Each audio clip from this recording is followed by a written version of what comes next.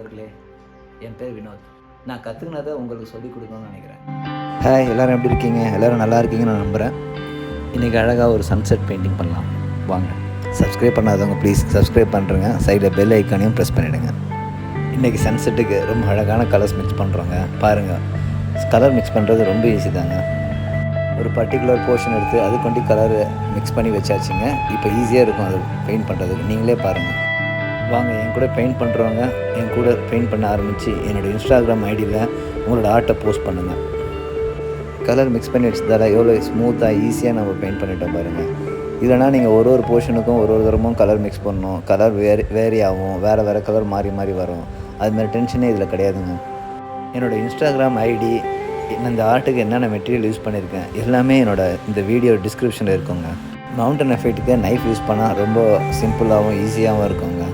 அதுக்குன்னு நீங்கள் நைஃப் இருந்தால் தான் வரையணும் அப்படின்ட்டு நைஃப்காக பிரயாசப்படாதீங்க. உங்கள்கிட்ட என்ன இருக்கோ அதை வச்சு வரைய ஆரம்பிங்க. ஃபைபர் கேமல்லாம் உங்களுக்கு சீப்பான மெட்டீரியல்ஸ் கிடைக்கும். அதை வச்சு ஈஸியாக நீங்கள் வரைய ஆரம்பிக்கலாம். வேஸ்ட் மெட்டீரியல்லே வச்சு நீங்கள் நிறையா வரைய ஆரம்பிங்க, நிறையா கற்றுக்கோங்க. அவ்வளோதாங்க, முடிஞ்சிடுச்சு. நீங்களும் ட்ரை பண்ணுங்கள். Thank you for watching. Like, subscribe, comment பண்ணுங்க.